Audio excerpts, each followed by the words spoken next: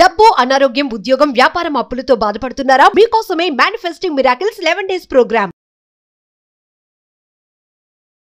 ఇప్పుడు మనకి జనరల్గా there is a new sheriff in town అని చెప్పి అంటుంటారు. సో దాంట్లో ఏంటంటే ఒక కొత్త షరీఫ్ వచ్చినప్పుడు జనరల్గా వాళ్ళు కొంత డిస్టర్బెన్సెస్ చేస్తూ ఉంటారు. Just to announce that hey now there is a new sheriff, నేను ఇక్కడ వచ్చాను, కొంచెం నన్ను చూడండి, నాకు రెస్పెక్ట్ ఇవ్వండి, నన్ను గుర్తించండి అని. ఆ విధంగా న్యూ షరీఫ్ వచ్చినప్పుడు ఆ న్యూ కొత్తగా మనకి ఇండియాలోనైతే కొత్త సబ్ ఇన్స్పెక్టర్స్ కానీ సర్కిల్ ఇన్స్పెక్టర్స్ కానీ ట్రాన్స్ఫర్ వస్తాయి చిన్న చిన్న టౌన్స్లో. మొదటి వారం 2 వారాల్లో వాళ్ళు ఛార్జ్ తీసుకున్న తర్వాత కొద్దిగా హడావిడి చేస్తుంటారు. ఆ విధంగా ప్రస్తుతం ఇక్కడ అమెరికన్ పాలిటిక్స్ కానీ, డైనామిక్స్ కానీ, ఎకనామిక్స్ కానీ అన్ని విధాలుగా కూడా ఆ టైమ్ ఆఫ్ చయాస్ అనండి, డిస్టర్బెన్స్ అనండి, చేంజెస్ అనండి, అవి జరుగుతున్నాయి. సో అందులో మనము ఏం చేయాలి, అది ఆ తేడాలు వచ్చినప్పుడు మన బిహేవియర్ ఎలా ఉండాలి, మనం ఏం చేస్తే ఆ వరదలో మనం కొట్టుకుపోకుండా ఉంటాము అన్న దాని గురించి ఇవాళ మాట్లాడదాం మరి. ఓకే, సో అందులో మొట్టమొదటి సిచ్యువేషన్ వచ్చి, సరే మనందరికీ ఇంట్రెస్ట్ ఉన్నది ఇమిగ్రేషన్. సరే అందులో రకరకాల ఇమిగ్రేషన్స్, అమెరికా విజిట్ చేయాలా వద్దా యాజ్ అ విజిటర్. అంటే మన జనరల్గా పేరెంట్స్ వస్తూ ఉంటారు, పోతూ ఉంటారు వాళ్ళ పిల్లల దగ్గరికి, ఒకటది. రెండోది వచ్చేసి అమెరికాకి అసలు చదువుకోవడానికి వెళ్ళాలా, ఈ ఉన్న పొలిటికల్ సిచ్యువేషన్లో స్టూడెంట్స్ వీసాస్ ఆర్బిటరీగా ఏమాత్రం కనికరం లేకుండా వాటిని క్యాన్సిల్ చేసేసి రోడ్ల మీద జనాలను పట్టుకొని తీసుకుపోయి మళ్ళీ వాళ్ళకి వేరే రీకోర్స్ లేకుండా తీసుకెళ్ళి జైల్లో పెట్టేస్తున్నారు.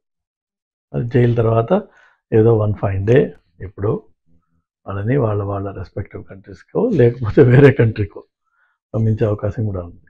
నేను నవ్వుతున్నా కానీ ఇది చాలా బాధాకరమైన పరిస్థితి. ఇది చాలామందికి అగమ్య గోచరమైన పరిస్థితి. సో ఇందులోనూ స్టూడెంట్స్ ఒకటి, నెక్స్ట్ వచ్చేసి ఇక్కడికి రాబోయే వాళ్ళు, ఇక్కడ ఆల్రెడీ ఉన్నవాళ్ళు స్టూడెంట్స్. మరి అదే ఇంతకుముందు కూడా నేను ఒకసారి చెప్పాను మీకు, economically well off students versus manage చేసేద్దాము అనుకుని అమెరికాకి వచ్చిన వాళ్ళు. అంటే మొదటి 2 టర్మ్ ఫీజులు కట్టేసి, సెమిస్టర్ ఫీజులు కట్టి పేరెంట్స్తో కట్టించుకుని మిగిలిన వీళ్ళు మేనేజ్ చేద్దాం అనుకుని వచ్చిన వాళ్ళు. ఇలా రకరకాల స్లైసింగ్ అండ్ డైసింగ్ చేయాలి మనకున్న పాపులేషన్కి. అందరికీ ఒకటే సలహా, అందరినీ ఒకటే మోసలో పెట్టడం కూడా పొరపాటే. ఇక నెక్స్ట్ వచ్చేసి ఇక్కడున్న స్టూడెంట్స్, వచ్చే స్టూడెంట్స్, అదొక క్లాసిఫికేషన్.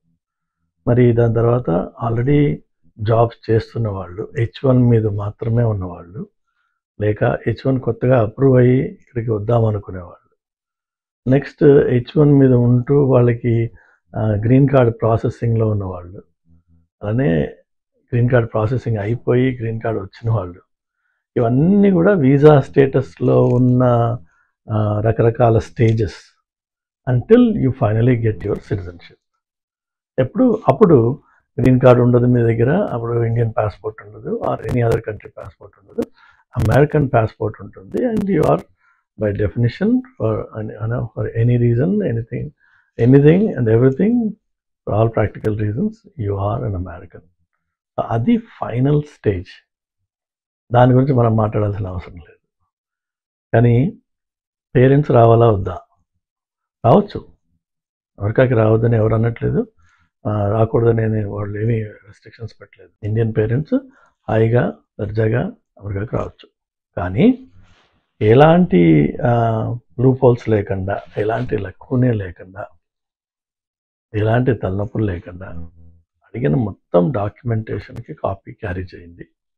దాంతో మీకు పోర్ట్ ఆఫ్ ఎంట్రీలో అడిగే ప్రశ్నలకి మీ దగ్గర జవాబులు ఉంటే సరిపోతుంది. అలానే మిమ్మల్ని స్పాన్సర్ చేస్తున్న వాళ్ళ గురించి కంప్లీట్ డీటెయిల్స్ రాసుకున్నా, మెమరీ అయినా ఏదో ఒకటి చేసి మొత్తానికి గుర్తుంచుకునండి. వాటిని వేగ్గా రిప్లై ఇవ్వద్దు. రిప్లై ఇస్తే మీ జెన్యూనిటీ గురించి వాడు సస్పెక్ట్ చేస్తాడు. టైం ఎక్కువ పడుతుంది పోర్ట్ ఆఫ్ ఎంట్రీలో. పెద్దవాళ్ళని అంత ఇబ్బంది పెట్టకపోవచ్చు, ఐ డోంట్ థింక్ సో. కానీ ఆ ప్రశ్నలు అడిగి గంటల తరబడి ఆపి మీరు ఆల్రెడీ 24 గంటల్లో ఎంతో ఫ్లైట్లో ట్రావెల్ చేసి వచ్చి కొంతమందికి కొన్ని ఇబ్బందులు మొదలవుతూ ఉంటాయి. కాళ్ళ నొప్పులో, చేతుల నొప్పులో, నడుము నొప్పులో, ఇవన్నీ అయిన తర్వాత మళ్ళీ ఇక్కడికి వచ్చి వాడు గంటల తరబడి ఆపి వాడితో తలనొప్పి పడే బదులు ముందే ప్రిపేర్డ్గా ముందే అన్నీ తయారు చేసుకుని వాళ్ళకి కావాల్సిన దానికంటే ఎక్కువ డాక్యుమెంట్ తోటి రండి. వచ్చే ఇబ్బంది ఏమీ లేదు, అంత నార్మల్గా ఉంటుంది. ఏది భయపడాల్సిన అవసరం లేదు. అంటే మీరేమీ దొంగతనానికి రావట్లేదు, మీరు ఇక్కడికి వచ్చి చేసేది కూడా ఏమీ తప్పప్పులు ఉండే అవకాశం లేదు. కాబట్టి పేరెంట్స్ రావచ్చా వద్దా, ఫస్ట్ ఆ ప్రశ్నకి నా జవాబమ్మ. మనకి జనరల్గా there is a new sheriff in town అని చెప్పి అంటుంటారు. సో దాంట్లో ఏంటంటే ఒక కొత్త షరీఫ్ వచ్చినప్పుడు జనరల్గా వాళ్ళు కొంత డిస్టర్బెన్సెస్ చేస్తూ ఉంటారు, just to announce that hey now there is a new sheriff, నేను ఇక్కడ వచ్చాను, కొంచెం నన్ను చూడండి, నాకు రెస్పెక్ట్ ఇవ్వండి, నన్ను గుర్తించండి అని. ఆ విధంగా న్యూ షరీఫ్ వచ్చినప్పుడు ఆ న్యూ కొత్తగా మనకి ఇండియాలోనైతే కొత్త సబ్ ఇన్స్పెక్టర్స్ కానీ సర్కిల్ ఇన్స్పెక్టర్స్ కానీ ట్రాన్స్ఫర్ వస్తాయి చిన్న చిన్న టౌన్స్లో. మొదటి వారం 2 వారాల్లో వాళ్ళు ఛార్జ్ తీసుకున్న తర్వాత కొద్దిగా హడావిడి చేస్తుంటారు. ఆ విధంగా ప్రస్తుతం ఇక్కడ అమెరికన్ పాలిటిక్స్ కానీ, డైనామిక్స్ కానీ, ఎకనామిక్స్ కానీ అన్ని విధాలుగా కూడా ఆ టైమ్ ఆఫ్ chaos అనండి, డిస్టర్బెన్స్ అనండి, చేంజెస్ అనండి, అవి జరుగుతున్నాయి. సో అందులో మనము ఏం చేయాలి, అది ఆ తేడాలు వచ్చినప్పుడు మన బిహేవియర్ ఎలా ఉండాలి, మనం ఏం చేస్తే ఆ వరదలో మనం కొట్టుకుపోకుండా ఉంటాము అన్న దాని గురించి ఇవాళ మాట్లాడదాం మరి. ఓకే, సో అందులో మొట్టమొదటి సిచ్యువేషన్ వచ్చి, సరే మనందరికీ ఇంట్రెస్ట్ ఉన్నది ఇమిగ్రేషన్. సరే అందులో రకరకాల ఇమిగ్రేషన్స్, అమెరికా విజిట్ చేయాలా వద్దా యాజ్ అ విజిటర్. అంటే మన జనరల్గా పేరెంట్స్ వస్తూ ఉంటారు, పోతూ ఉంటారు వాళ్ళ పిల్లల దగ్గరికి, ఒకటది.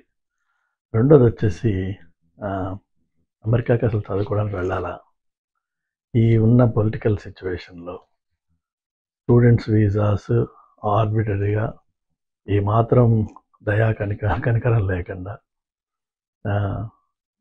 వాటిని క్యాన్సిల్ చేసేసి రోడ్ల మీద జనాలను పట్టుకొని తీసుకుపోయి మళ్ళీ వాళ్ళకి వేరే రీకోర్స్ లేకుండా తీసుకెళ్ళి జైల్లో పెట్టేస్తున్నారు.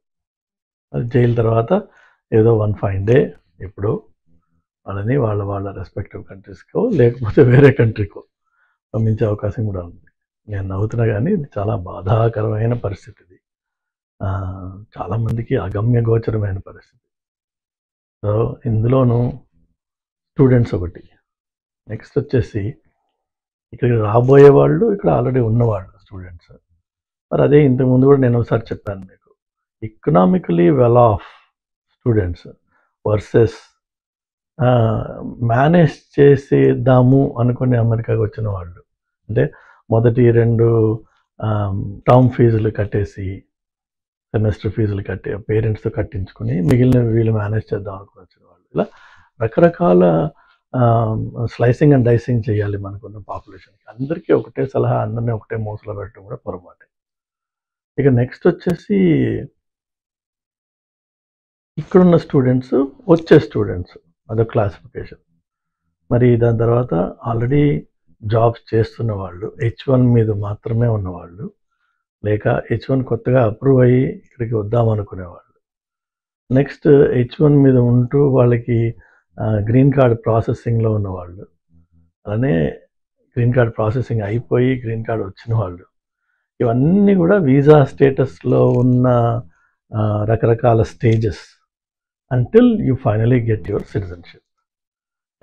అప్పుడు గ్రీన్ కార్డ్ ఉండదు మీ దగ్గర, అప్పుడు ఇండియన్ పాస్పోర్ట్ ఉండదు, or any other country passport ఉండదు, అమెరికన్ పాస్పోర్ట్ ఉంటుంది. And you are by definition for any reason, anything and everything, for all practical reasons you are an American. అది ఫైనల్ స్టేజ్. దాని గురించి మనం మాట్లాడాల్సిన అవసరం లేదు. కానీ పేరెంట్స్ రావాలా వద్దా? రావచ్చు, అమెరికాకి రావద్దని ఎవరు అనట్లేదు, రాకూడదని వాళ్ళు ఏమీ రెస్ట్రిక్షన్స్ పెట్టలేదు. ఇండియన్ పేరెంట్స్ హాయిగా దర్జాగా అమెరికాకి రావచ్చు. కానీ ఎలాంటి లూప్ హోల్స్ లేకుండా, ఎలాంటి లక్కునే లేకుండా, ఎలాంటి తలనొప్పులు లేకుండా అడిగిన మొత్తం డాక్యుమెంటేషన్కి కాపీ క్యారీ చేయండి. దాంతో మీకు పోర్ట్ ఆఫ్ ఎంట్రీలో అడిగే ప్రశ్నలకి మీ దగ్గర జవాబులు ఉంటే సరిపోతుంది. అలానే మిమ్మల్ని స్పాన్సర్ చేస్తున్న వాళ్ళ గురించి కంప్లీట్ డీటెయిల్స్ రాసుకున్నా, మెమరీ అయినా ఏదో ఒకటి చేసి మొత్తానికి గుర్తుంచుకునండి. వాటిని వేగ్గా రిప్లై ఇవ్వద్దు. రిప్లై ఇస్తే మీ జెన్యూనిటీ గురించి వాడు సస్పెక్ట్ చేస్తాడు.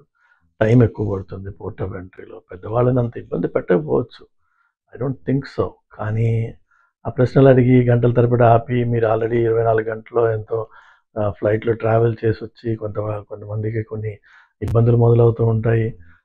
కాళ్ళ నొప్పులో, చేతుల నొప్పులో, నడుము నొప్పులో, ఇవన్నీ అయిన తర్వాత మళ్ళీ ఇక్కడికి వచ్చి వాడు గంటల తరబడి ఆపి వాడితో తలనొప్పి పడే బదులు ముందే ప్రిపేర్డ్గా, ముందే అన్నీ తయారు చేసుకుని వాళ్ళకి కావాల్సిన దానికంటే ఎక్కువ డాక్యుమెంట్ తోటి రండి.